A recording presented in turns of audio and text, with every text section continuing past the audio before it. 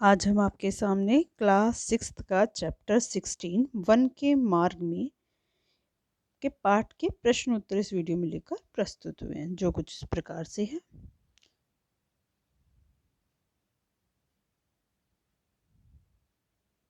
सबसे पहले शब्दार्थ।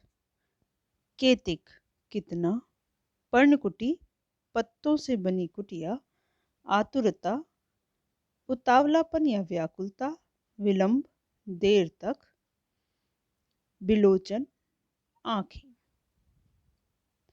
छोटा सा एक चित्र बच्चों ने बनाया गया है बच्चों के द्वारा, वो आप भी अपनी बुक में नोट में इसको देखकर बना सकते हैं।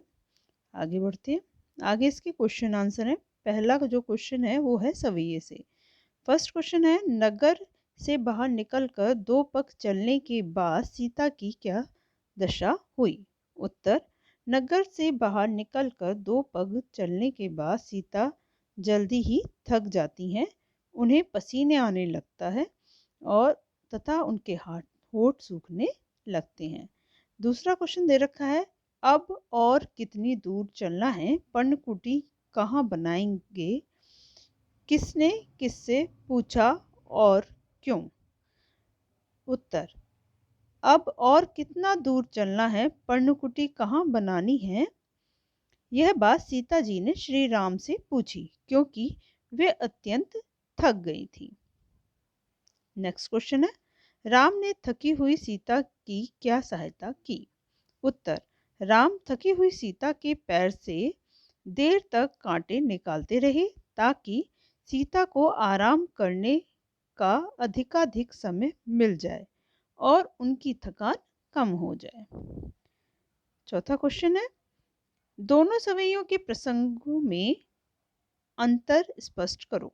उत्तर, पहले सवैये में यह बताया गया है कि जब सीता नगर से बाहर कदम रखती हैं तो कुछ दूर जाने के बाद वे काफी थक जाती हैं, उन्हें पसीने आने लगते हैं और होंठ सूखने लगते हैं।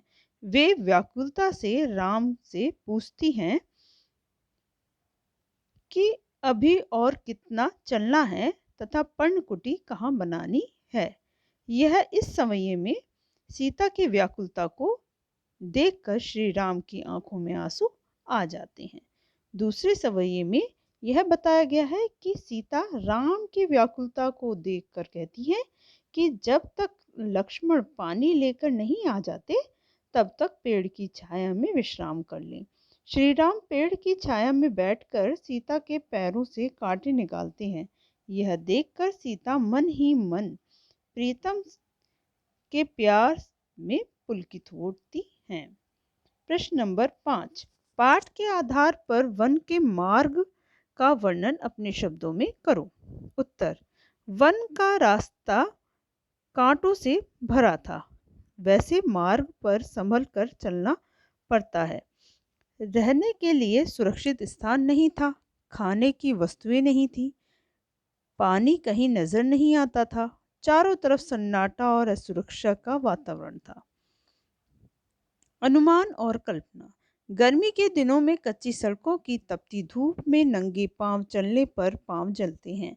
ऐसी स्थिति में पेड़ की छाया में खड़ा होने और पांव धो लेने पर बड़ी राहत मिलती है।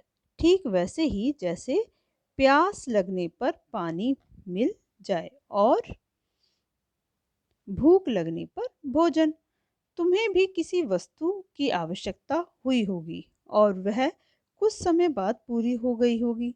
तुम सोच कर लिखो कि आवश्यकता पूरी होने के पहले तक तुम्हारे मन की दशा कैसी थी। उत्तर, आवश्यकता पूरी होने के पहले तक मन बहुत विचलित रहता है। मन में बार बार यह प्रश्न उठता है कि इच्छा पूरी होगी या नहीं। मन में एक तरह की बेचैनी होती है कि जितनी जल्दी हो सके आवश्यकता पूरी हो जाए। अब है भाषा की बात।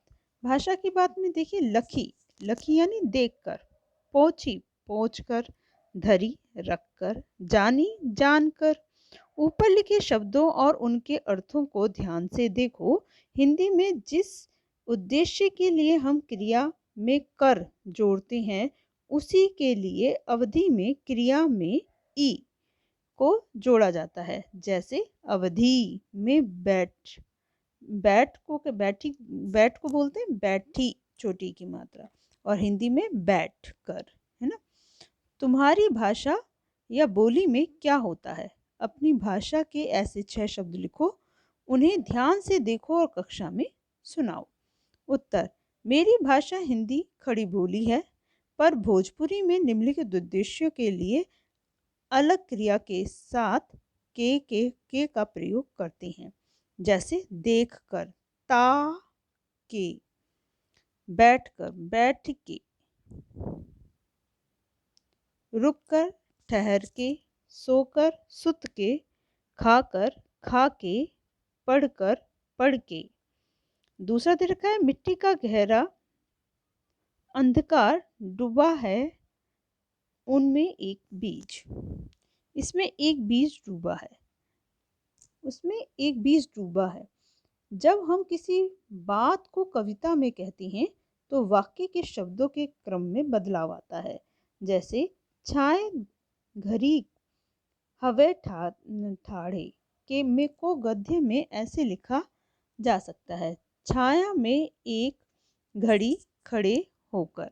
उदाहरण के आधार पर नीचे दी गई कविताओं की पंक्तियों को गद्य के शब्दाक्रम में लिखें। यानी आपकी ये कविता के पद में है। जब हम कविता का निर्माण करते हैं तो थोड़ी लाइनें जो होती हैं, थोड़े शब्द हम आगे पीछे कर देते हैं, लेकिन गद्य में एक सीधी लाइन, सीधी बात कही जाती है। तो उसी तरह से कविता की जो लाइनें हैं उसमें हम सीधी तरह से उसे कैसे लिखेंगे। जैसे पुरते निकसी रघुबीर वधु, यानी सीता जी वन जाने के लिए नगर से बाहर निकली। पुर यानी नगर से, पुरते निकली, नगर से निकली। एग्जाम्पल फॉर मैं बता देती हूँ आपको। पुरते, पुर यानी नगर, ते यानी से, निकसी यानी निकली, रघुबीर वधु, रघुबीर वधु को मतलब राम की, रघुबीर कौन है? राम की वधु यानी पत्नी। तो राम की पत्नी कौन है? सीता। तो सीता जी वन जाने के लिए नगर से बाहर निकली। अब है पुट, सूख गए मधुराधर वे। पुट, पुट यानी होठ, तो वे मधुर होठ सूख गए। पुट यानी होठ, सूख गए, सूख गए, गए मधुराधर के। मधुराधर, मधुर मतलब सुंदर होठ, अधरों, अधर उनके सुंदर जो अधर थे वो उनके अधर मतलब होठ ही होते हैं।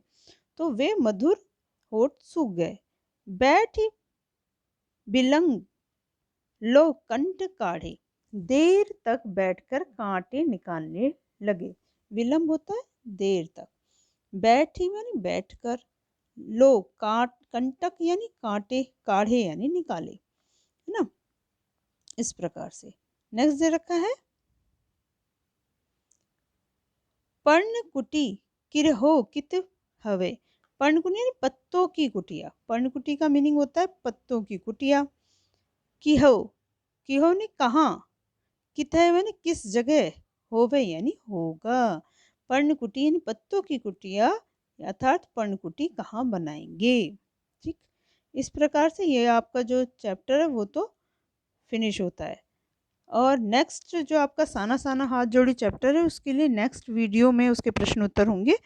उसे आप, उसके लिए मेरे चैनल को सब्सक्राइब करें, लाइक करें और शेयर करें अपने फ्रेंड्सों के साथ, जिससे कि उनको भी मेरी वीडियो से कुछ सुविधा प्राप्त हो सके। आज के लिए बस इतना ही। धन्यवाद।